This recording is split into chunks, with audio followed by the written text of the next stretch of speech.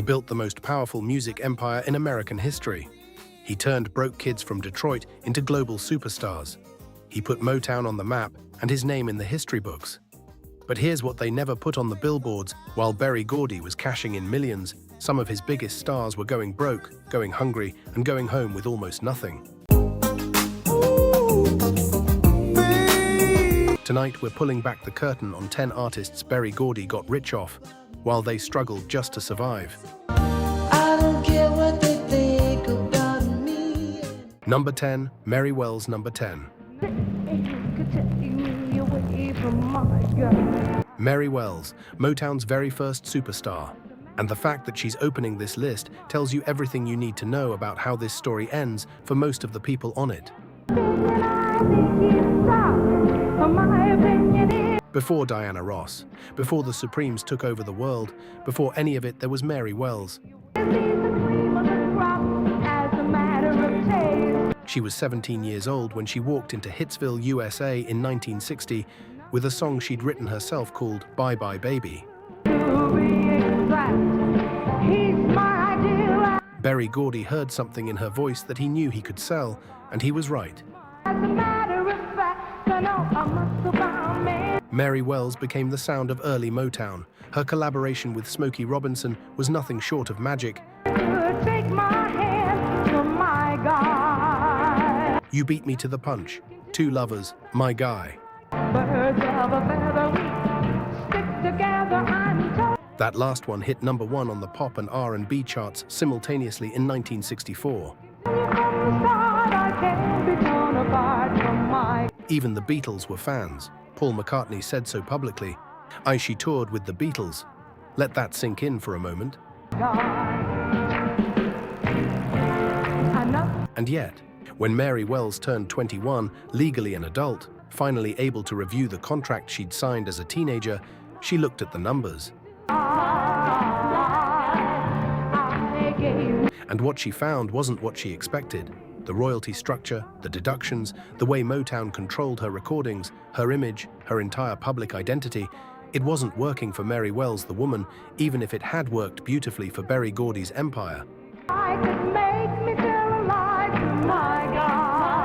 She left for 20th Century Fox Records, and Berry Gordy, who had just lost his biggest female star, made sure that transition wasn't smooth.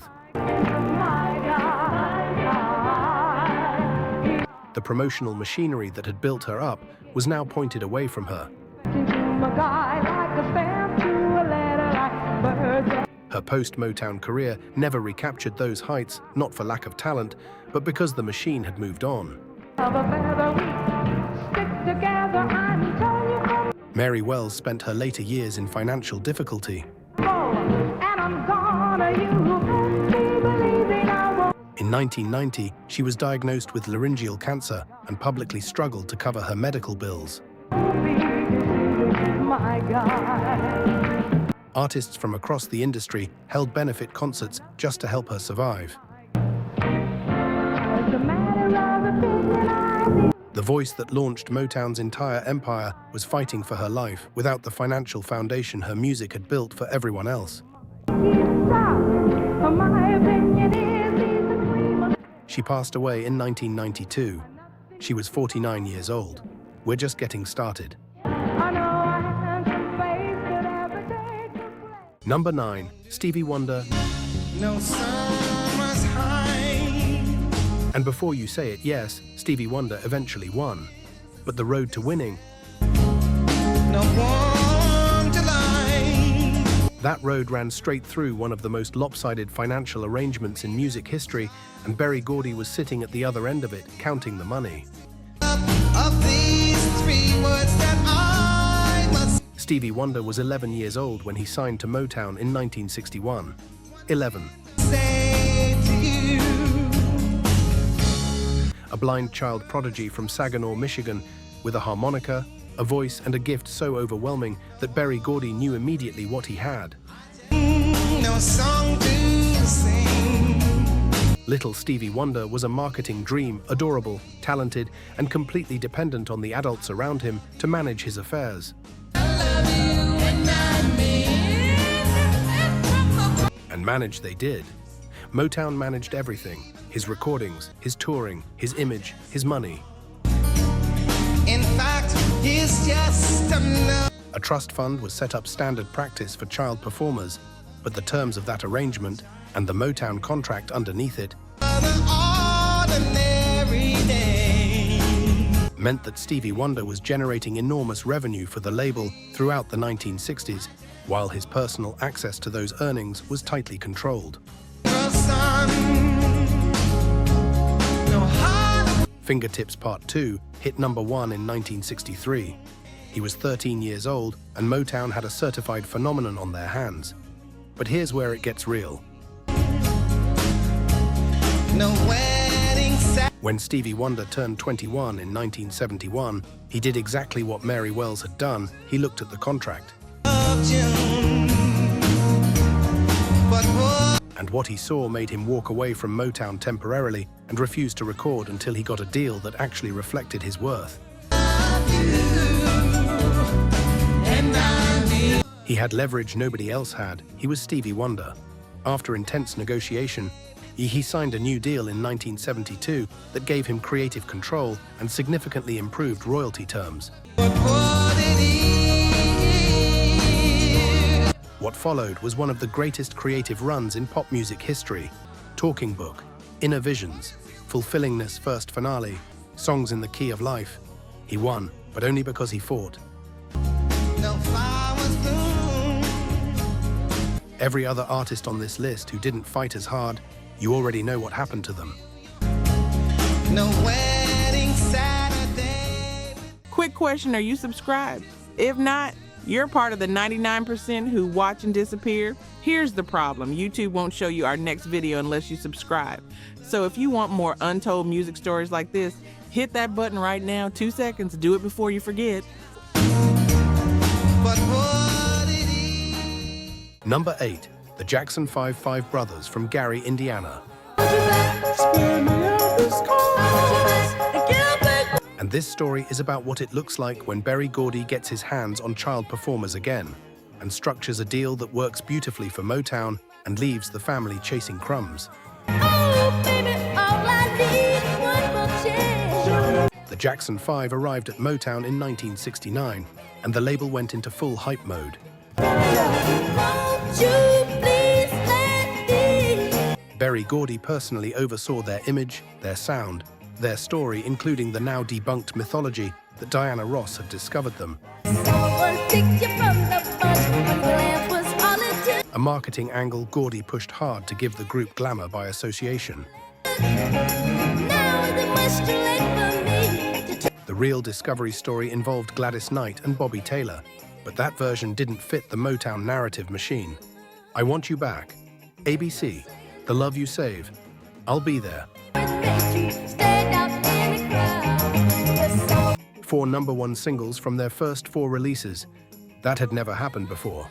And the Jackson 5 were a phenomenon, and Motown was printing money. But the contract, oh, the contract. The Jackson 5 were signed at a royalty rate of 2.7%, a fraction of the industry standard, even for that era. Motown owned the name the Jackson 5. Motown controlled their recordings entirely. The family, Joe Jackson, Catherine Jackson, 5 performing sons, saw a sliver of what those records generated. They were housed in a Motown-owned property in Los Angeles during recording periods, and those costs were recouped against earnings. By 1975, the brothers had enough. They signed with Epic Records without Jermaine, who stayed at Motown and was married to Berry Gordy's daughter. When they left, Gordy enforced his ownership of the Jackson 5 name, forcing them to perform as the Jacksons. They built their post-Motown legacy anyway. But those Motown years, the royalties from some of the biggest records of the early 1970s barely touched the family that recorded them. Number 7, Smokey Robinson.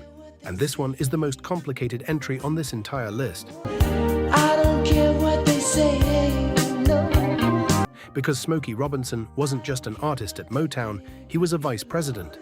He was Berry Gordy's right hand. He was inside the machine. Leaving, I'm gonna beg you to stay. William Smokey Robinson Jr. was one of Gordy's earliest and most trusted allies. He wrote, produced, and performed for Motown from the very beginning. The way you make me feel. The Miracles gave the label its first gold record with Shop Around in 1960. To avoid me, I don't care what. And Smokey's songwriting fingerprints were everywhere. He wrote for Mary Wells, for The Temptations, for Marvin Gaye. What they do. My Girl started as a Smokey Robinson composition. Ain't that peculiar? My Guy, I'll Be Doggone. Don't care about anything else but being The man was a one-person hit factory, so what's Smokey Robinson doing on this list? Here's what most people miss. with you, being with you. For all of Smokey's closeness to Berry Gordy, for all his executive titles and insider access the publishing on those songs he wrote, I beg you to stay. the long-term royalty streams that generate income for decades flowed largely through Motown's publishing operation. Don't go, don't leave the scene. Jobette Music, Gordy's publishing company, held the copyrights. Smokey Robinson, the songwriter, was prolific beyond measure. Smokey Robinson, the copyright owner of his own work, that's a different conversation. I don't care what they do. The Miracles also operated under the standard Motown recording contract. Don't let them say we don't. During their hit-making years, the same recoupable cost structure that kept so many Motown artists' direct earnings lower than the label's raw revenues suggested they should be. Being with you, being with you. Smokey eventually went solo in 1972 and maintained a relationship with Motown through the decades. I've been cruising, being with you. Change, they always do. Haven't His legacy is unimpeachable, but there is a version of Smokey Robinson's catalog wealth that should dwarf what it actually is, they notice the changes in you? given the sheer volume of classic songs he wrote and recorded that Berry Gordy's publishing company has been collecting on ever since. Out of the picture and off of the screen. Smokey Robinson built Motown's musical foundation. Jobette Music built the financial one. Don't let them say we told you so. Number 6, Eddie Kendricks, the falsetto that changed soul music forever. You know his voice even if you don't know his name. That silky, soaring, heartbreaking tenor on Temptations classics like The Way You Do the Things You Do. Get Ready and Just My Imagination, that was Eddie Kendricks doing things with his voice that nobody else could touch. He was the secret weapon inside one of Motown's most successful groups. But Eddie Kendricks was restless. He chafed under Motown's production system, under Berry Gordy's increasingly heavy hand in deciding what the Temptations would record and how.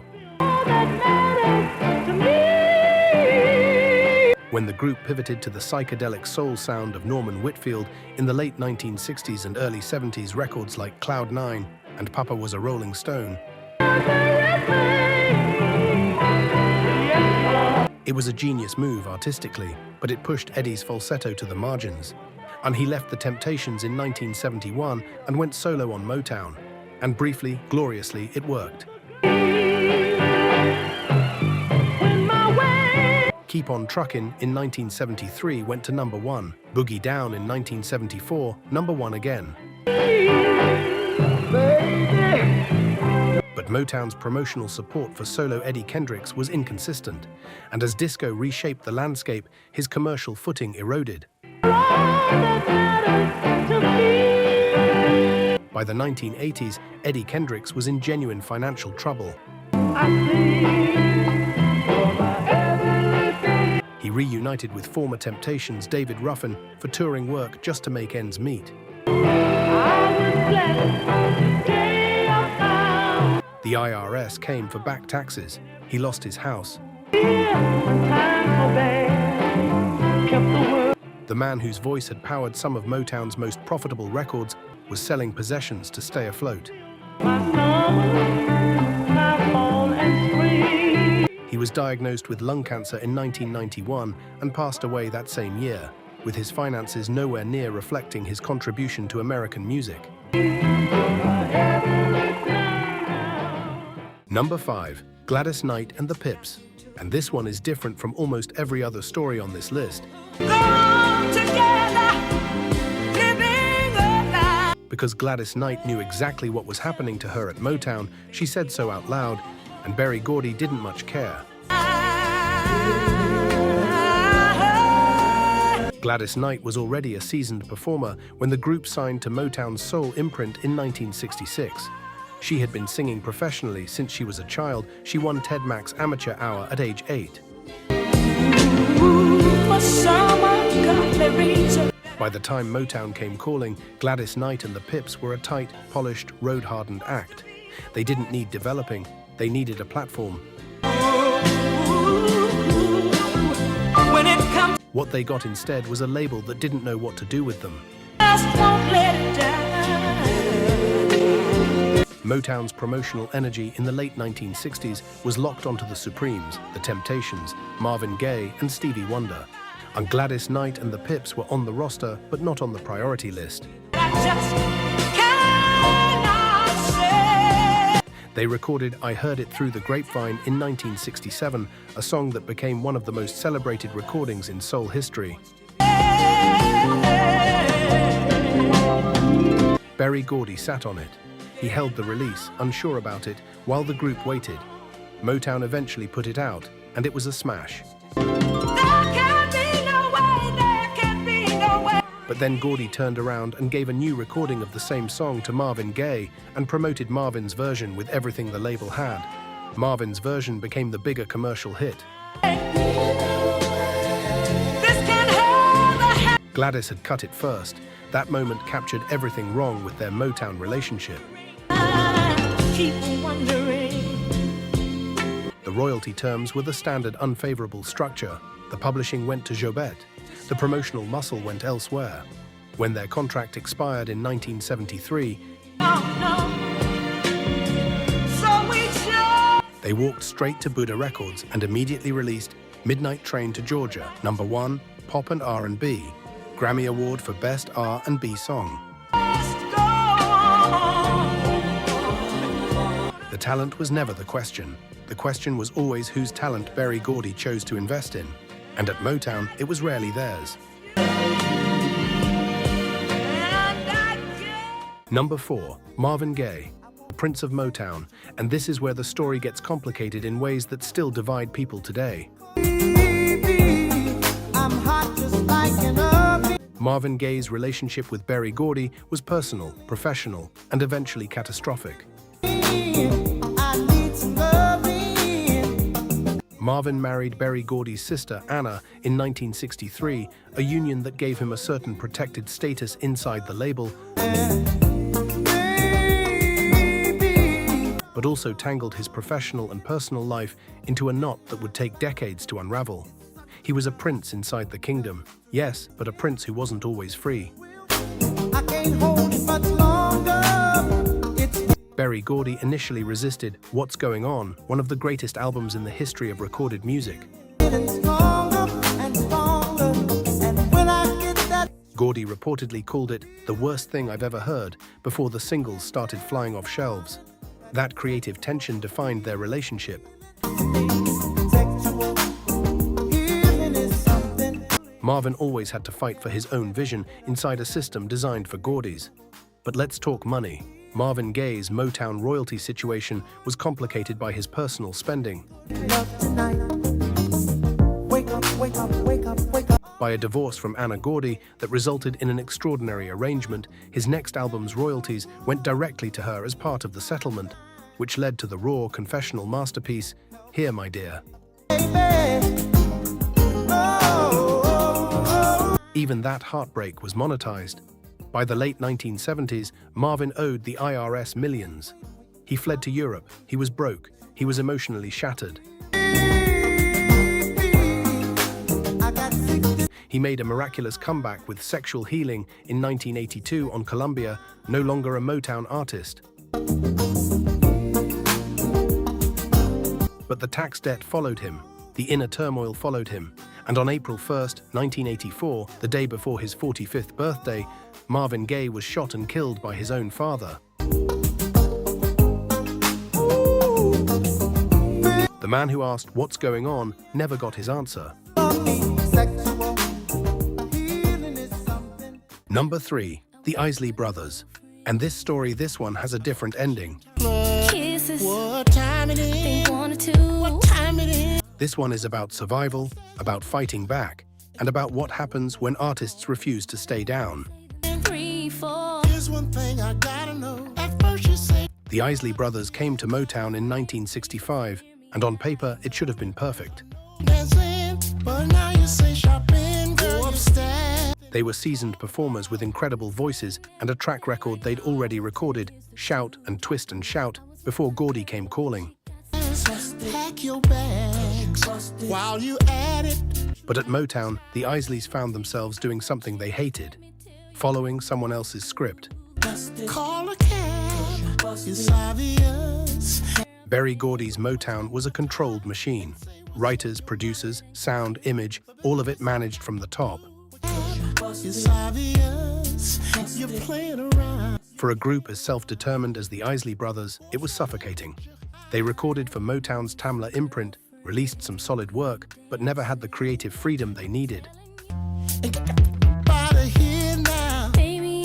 The money, or as with so many Motown acts, didn't reflect the label's profit. So in 1968, they left. They started their own label, T-Neck Records. And then something remarkable happened. We're going shopping, why didn't you just check in? Free from Gordy's machine, the Isley Brothers became one of the greatest acts of the 1970s. It's Your Thing won them a Grammy. That Lady, Fight the Power. Mine, I'm sorry, but I'm telling you the truth. Yeah, well, I got For the Love of You, Harvest for the World. They owned their masters. They controlled their publishing. They built real wealth. some for you. Tell me what's her name? Sharon, What is The Isley Brothers are the cautionary tale inside a cautionary tale proof of what was possible when artists escaped Motown's financial structure. pack your bags I don't wanna. while you at it. The contrast between their Motown years and their post-Motown independence is a case study in the economics of creative control. They are legends who won, but only after they walked away. One you were doing. Oh, baby, I'm Number 2, the Supremes, without Diana Ross. Specifically, the Supremes that Berry Gordy left behind. Everyone knows the Supremes. Where did our love go? Baby love. Stop. In the name of love. You can't hurry love. One of the best-selling female groups in history, and Berry Gordy's investment in Diana Ross was real and enormous. She was his artist, his vision, his obsession. That part of the story is well documented. But what about Florence Ballard? Florence was a founding member of the Supremes. She was there from the very beginning, before the name, before the hits, before the gowns and the glitter. She had a voice that could shake walls. But Berry Gordy chose Diana Ross as the face, as the lead, as the future.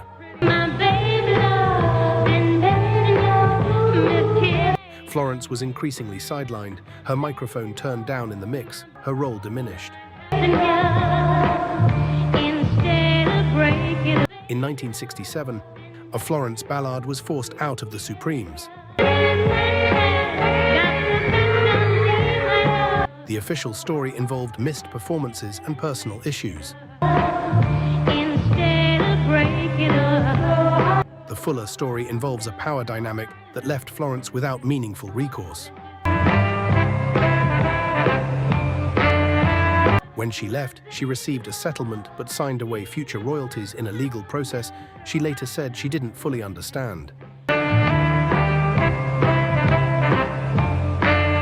She was in her early 20s. She had no independent legal counsel that truly represented her interests. Florence Ballard's post-Supremes life was a tragedy the world eventually couldn't ignore. She recorded solo material that failed commercially. She went on welfare.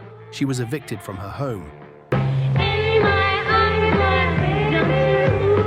The woman who helped build one of the most profitable acts in Motown history was on public assistance in Detroit, while the Supremes' name continued generating millions.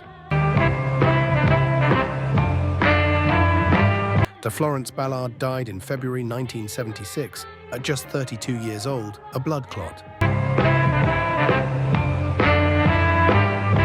Compounded by years of stress, depression, and a body worn down by struggle, the Supremes' music plays to this day. Florence Ballard's royalties died with her settlement agreement. Number 2 and our number 1 is the one that started it all. 1. The Temptations, the full story. And not just one member, not just one story, the whole arc. Because what happened to the Temptations as a group, across decades, is the complete picture of what Motown could do to the people who made it great. 5 men in perfect harmony: Otis Williams, Paul Williams, Melvin Franklin, Eddie Kendricks, David Ruffin, and later Dennis Edwards, Damon Harris, Richard Street, and more. The Temptations weren't a group, they were an institution. My Girl, Papa Was a Rolling Stone, I Can't Get Next to You.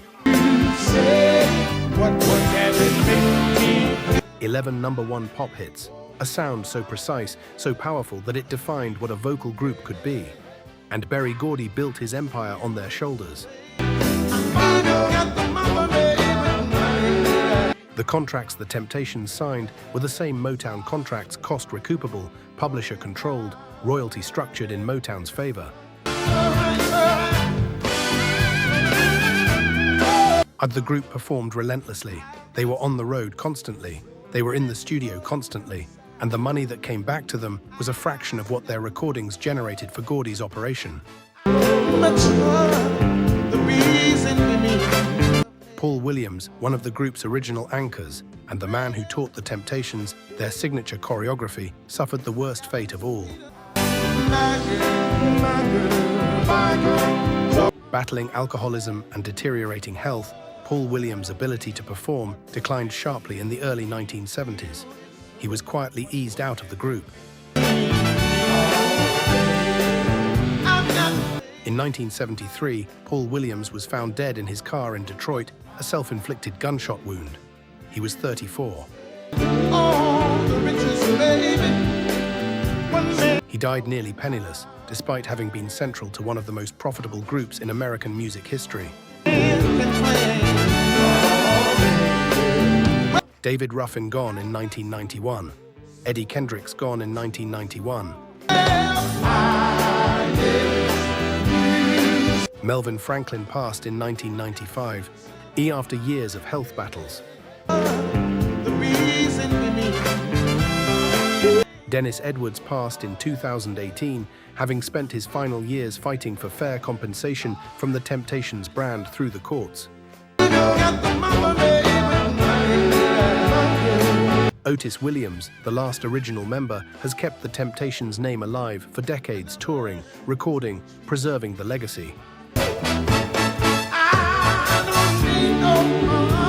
He has spoken carefully but pointedly over the years about the economics of that Motown era,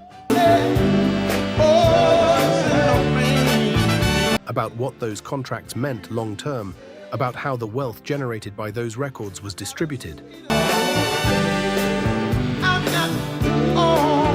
The Temptations gave Gordy some of the greatest music ever recorded.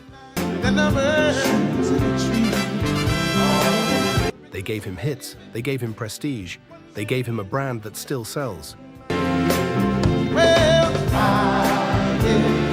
What they got back was complicated, insufficient, and for some of them it came at the cost of everything.